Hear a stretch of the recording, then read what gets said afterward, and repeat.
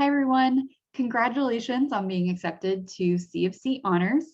I know that that is big news for many of you. I am Elizabeth Roberts. For those of you who don't know me, I'm the Associate Director of Admissions for the Honors College, as well as an alum of the Honors College. I graduated back in 2014, studied sociology while I was a student here. And today I just want to give you a quick overview of all the things that are important for you to know about the Honors College at this point, as well as cover the next steps you need to take if you're ready to make your decision and enroll here at CofC Honors. So we'll get started just by talking about the academics here in the Honors College. You do take about a quarter of your courses through honors. It's 1 to 2 classes each semester, and I'll talk a little bit more about what those classes look like in a second. But honors courses are distinctly different. They aren't harder just for the sake of being harder. And you have been admitted to the Honors College because we feel like you absolutely can do well in these honors courses. They're very much discussion-based. They are designed to be very student-driven. So, you bring questions and content and things that you want to talk about to the classroom, and your professors are going to facilitate those conversations. They are interdisciplinary and very much focused on experiential learning. And so we really want you to be engaged in and out of the classroom. And that's what those honors courses are there for. They do meet multiple requirements. So like I said, nothing extra. You can fulfill general education requirements, major and minor requirements through the honors courses. There are lots of options offered each semester. So it's a very flexible curriculum and works well with students in any major or minor. So this is just an overview of the curriculum. If you're interested in seeing a list of some of the classes that we've offered in the past and that we'll be offering next semester, I would encourage you to check out the Honors Hub. There is a link there under student opportunities that shows you all the different classes that are offered. And hopefully that will get you really excited about coming and being part of the Honors College. But just to give you an idea of the curriculum is developmental. So it starts out in that first year being very foundational with Beyond George Street, that first year experience course in academic writing, as well as a foundation course that you can sort of choose based on what credits you might be bringing in and what you still need. From that first year, it becomes increasingly interdisciplinary as well as rigorous. And then by the time you're a junior and a senior, we really want you to be doing a lot of self-directed learning. And so with each of these courses that you'll take, like I mentioned, there are lots of options for you to sort of choose what makes the most sense for you, but it will really complement everything you're doing in your other classes as well. And then, like I said, by the time you're a junior and a senior, you'll be out doing experiential learning, whether that's an internship, study abroad, research project. And then by the time you're a senior, all of our fourth year students will do a bachelor's essay that's a mentored research project, an independent study that is mentored. So you do have a faculty member who's helping you navigate that process. But that is a great experience. It really does a lot to help you if you're going into graduate schools or if you're looking for jobs. It shows that you can see a project through from start to finish. And at the end of that, you'll have a paper that you can submit to conferences and maybe even publish if that's something that interests you. So I've used this term experiential learning, and I do want to take a moment to talk a little bit about this because it really is at the cornerstone of everything we do within honors. So this is high impact learning. We know that some of the best learning happens outside of the classroom. And so while you'll be taking really exciting courses, we also want you to try your hand at applying what you're learning in the classroom to internships, study abroad, community engagement projects, and research. So in the first year, we have all of our students do Honors Engaged. This is a community engagement project. It goes beyond just simple volunteering. We have you learning about critical issues here in the Charleston area, things like affordable housing, transportation, education, voting rights, that sort of thing, and really doing a deep dive into what those look like here in Charleston, as well as at a national and international level. And with that, you might be working alongside a nonprofit in the area, one of our community partners, to do some sort of, maybe you're doing after school tutoring, or you might be doing more education-based, issue education-based work where you're attending community meetings like city council meetings or our local justice area ministry, their meetings, and learning about ways that other people are approaching this problem and come up with a solution of your own. So you do that in your first year, and then by the time you're a junior and a senior, you have the option of doing Honors Immersed, Like I said, it could be an internship, research project, it could be a study abroad program, whatever makes sense for you and your goals, and then the bachelor's essay your senior year. However, there are lots of other ways that our students participate in these things beyond just those 3 requirements. So we want you doing experiential learning early and often throughout your time here at the college. There's lots of support as you navigate those different opportunities, but you can see here that most of our students will participate in all 3 of those, if not, just 1 or 2. Advising and mentoring is another really critical part of the Honors College.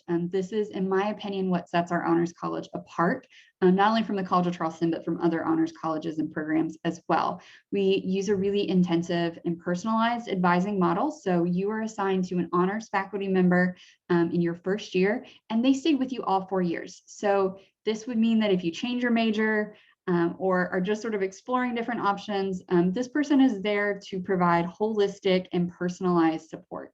They're going to be thinking about you when they hear about an internship opportunity or a research lab opening. They'll also be, asking you about your summer plans and helping you navigate life after graduation as well. And so they're a great asset to you, and one of the first really solid faculty relationships that you'll form while you're here at College of Charleston. We do have honors housing located in Berry Residence Hall. It is just across the street from the heart of campus. So you're very close to everything going on here. It is a suite style dorm, and I would say about 85 to 90% of our first year students choose to live in Berry. You can live there after your first year, but oftentimes honor students will move into a more apartment style dorm. We have a great tour of Berry located on the Admitted Honor Students webpage that is a current student sort of taking you through what the dorm looks like from her perspective. So you can sort of see a more in-depth view of that, since we aren't currently offering tours of our residence halls. And then at the end of the day, it is really important, even at this stage in your career, to think about what you want to do after you graduate. And so something that is really special about the Honors College is that everything that we are setting you up for is based on what your goals are. It's a very personalized approach, like I said, to mentoring, but also to the classes that you take and to the opportunities we provide you with. So our students definitely benefit from all of those different aspects of the Honors College that I've just talked about, but they also are set up for success because of the name of the Honors College and the power that it has when it comes to applying for prestigious graduate programs or jobs, service programs and fellowships, nationally competitive awards. Our alums are incredibly successful in whatever way they define that. And I think that that's something that's important to think about as well, is that our Honors College really does focus on allowing you to define what your goals are and what success looks like for you. And so while many of our students are very successful in applying to PhD programs, med schools, that sort of thing, we also have students, and we are very much proud of those students, who go on to be community organizers, work with nonprofits, serve as an AmeriCorps member for a year or a Peace Corps member. So lots of different options for you. And just know that however, again, you define success, we're here to set you up to accomplish whatever those goals are. So next steps. There are no extra steps to confirm that you want to enroll in the Honors College beyond what you're already doing for College of Charleston. So I often get that question of, well, how do I say, yes, I'm coming to the Honors College? We assume that if you're admitted to the Honors College and pay your enrollment deposit, that you're coming to be part of the Honors College. So with that said, you should keep in mind that when you do the housing application, we strongly recommend that if you're going to request a roommate, that you request an honors roommate. You can connect with other admitted honors students through our admitted honors events like Honors Experience, as well as through the GroupMe and Facebook groups that we've set up. I know that students will then set up Snapchat groups and Instagram groups and that sort of thing, but that kind of starts within the GroupMe for sure. When you are registering for orientation, you'll also want to register for one of the honors preferred sessions. It's sessions 1 through 10. Those dates are listed out on our admitted students webpage as well as on the orientation website. And so if you can't attend one of those, it's not a big deal. Just let us know and we'll make sure that we have honors advisors on hand to meet with you whenever you are able to attend. But we have spaces set aside just for you and for other honors admitted students in those first 10 sessions. Okay, that's it. I know that was a lot of information, and I hope you're really excited about your acceptance and potentially enrolling here in the fall. If you are excited, or even if you're still a little bit on the fence, I would encourage you to connect with us on social media, particularly Instagram. I think that's our most active account. But that will give you a sense of the opportunities that are happening for our students in real time right now, as well as get a feel for the culture and climate of our Honors College. I also mentioned the Honors Hub several times throughout this presentation. Don't forget to check that out. That link is here, blogs.cofc.edu/Honors Hub. If you type in CofC Honors Hub into Google, this will be the first thing that pops up.